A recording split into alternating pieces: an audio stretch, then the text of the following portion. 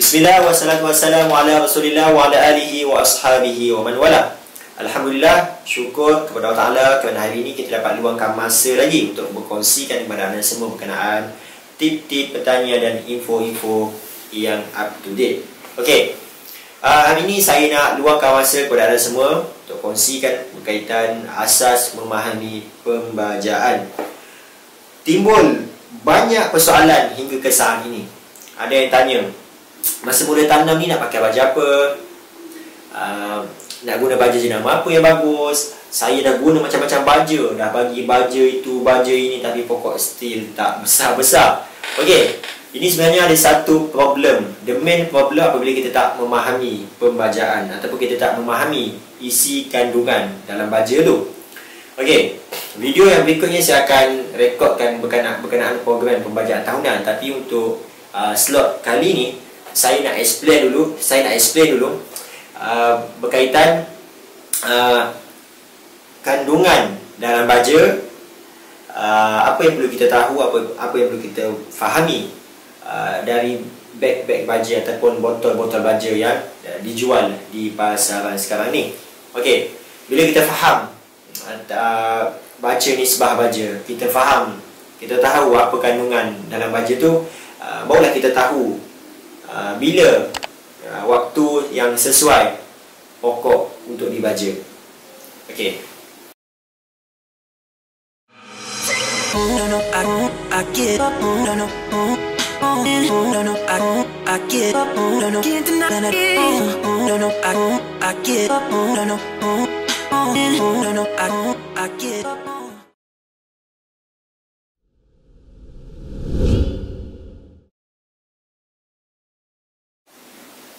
Sebenarnya membaja ni ada dua keadaan.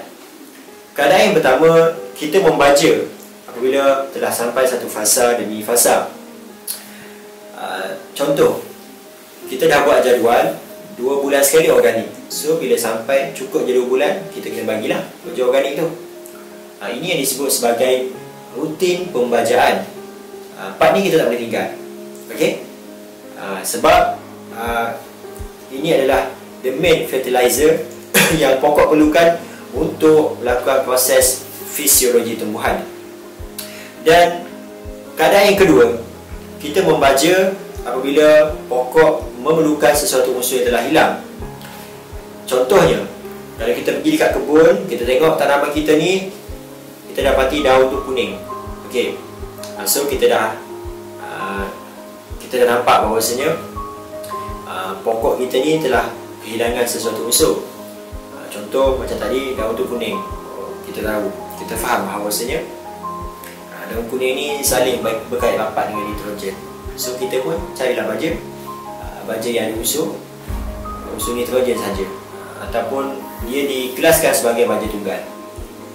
Okey, ini part yang saya nak kongsikan kepada anda semua supaya kita faham. Bila kita faham kandungan baja, barulah kita boleh apply baja pada waktu yang sesuai. Okey, jadi bila dah tahu dua keadaan ni, so senanglah.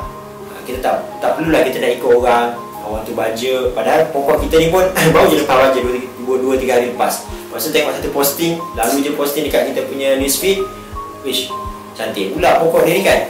Lepas tu terus kita nak hantar baja, tak boleh lah. That's why saya beritahu, kita buatlah something tu biar kita faham. Okay, kita buat something tu biarlah kita faham orang tu bagi baja tu sebab apa, and then dia bagi baja tu ada unsur apa, kenapa dia bagi. Bila kita faham yang ini, insya-Allah kita akan buat satu program pembajaan tahunan yang lengkap untuk diri sendiri, insya-Allah. Okey, jadi bila kita dah tahu keadaan yang sesuai untuk membaja, maka bolehlah kita mula fasa pembajaan. Tapi sebelum tu, kalau nak baja ni, nak start membaja ni, mestilah kita kena faham dulu isi kandungan baja tersebut. Apa yang terkandung dalam baja, unsur apa yang ada dalam baja tu, kita kena tahu. Bila kita tahu yang ni, so kita boleh relate dengan masalah pokok yang kekurangan salah satu unsur. Ini part yang paling penting. Okey, jadi apa yang saya nak sebut kat sini, saya nak kongsikan. Kalau kita perasan dekat beg baja ada tertulis siap-siap nisbah baja. nisbah yang dimasukkan kat sini adalah 3 nisbah utama, NPK. Dekat beg baja memang tak tulis dah NPK, dia tu bagi nombor, okey, nombor pecahan nisbah, 3 nisbah tu. Contoh 5, 5, 5. So kita faham bahawasanya 5, 5, 5 tu, 5 yang pertama adalah N, 5 yang kedua adalah P, 5 yang ketiga adalah K. Apa benda NPK ni?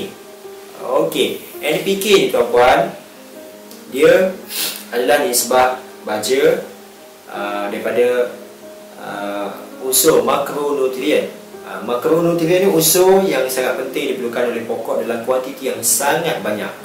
Kalau kurang unsur ni menyebabkan pokok akan terbantul, menghadapi masalah klorosis, menghadapi masalah tak jadi buah dan sebagainya lah. Jadi untuk N yang pertama tadi, N yang pertama adalah nitrogen. Nitrogen merujuk kepada daun. Apabila adanya unsur nitrogen, daun akan hijau, pokok akan membesar, pokok tak terbantul, pokok akan keluar tunas-tunas baru. Okey, ini yang terletak dalam unsur N. Maka sebaliknya, jika kekurangan unsur N, pokok akan terencat, daun akan kuning, okey, berlaku klorosis. Okey, ini sebab-sebab utama yang mana kekurangan unsur N. Dan yang kedua, pada beg baja ada unsur P. P ini adalah fosfat ataupun fosforus. Fosfat rujuk kepada akar pokok, okey, ataupun batang pokok. Kita bagi P tujuan untuk menggalakkan pertumbuhan, untuk menggalakkan akar. Dan apabila kekurangan unsur P, pokok akan lambat keluar. Bila akar lambat keluar, pokok lambat besar lah. Dan salah satu lagi punca kekurangan unsur P adalah batang jadi lembut. Kata orang boleh lentur lagi batang. Ini unsur P. Dan kebanyakan unsur P tak ada dalam folia, kecuali kita pakai folia yang berasingan. Contoh macam vitamin B1. Manakala unsur tunggal P, CIRP, ini penggalak-penggalakan tu semua unsur P. Okey. Dan yang ketiga adalah K. K ni maksudnya kalium ataupun potasium. Kalium ataupun potasium merujuk kepada bunga ataupun buah. So apabila pokok dah sampai satu fasa yang mana kita kata layak untuk dibuahkan, maka pada ketika ini kita akan menggunakan unsur yang tinggi, unsur pecahan ataupun patusan yang tinggi, unsur K, untuk bagi pokok berbuah. Ini kita panggil penggalak berbuah. Okey. Dan pada masa yang sama sebenarnya, walaupun pada peringkat generatif ataupun kita kata peringkat dewasa, pokok nak unsur ni nak bagi buah. Okey. So masa muda tak pakai lah pula unsur K. Tak. Tapi hakikatnya tiga benda ni, N, P, K, sangat saling berkait rapat ketika fasa vegetatif hingga ke fasa generatif. Maksudnya daripada pokok kecil sampai dah pokok dewasa nak berbuah, tiga unsur ni sangat penting, mesti kena ada. Walaupun kata contohlah part yang paling penting, peringkat berbuah. Okey, walaupun peringkat berbuah kita kata tak apa, unsur P tak penting kot, sebab ni nak bagi pokok berbuah, kita pun bagilah unsur yang paling tinggi. Unsur apa? Unsur K. Betul lah, kita pun bagilah. Contoh baja tunggal unsur K, MKP. Selain daripada itu, potasium nitrat, kita kasihlah bila pokok dah stabil. Tapi pada masa yang sama, unsur P juga diperlukan. Iaitu unsur akar ni, fosfat, juga diperlukan.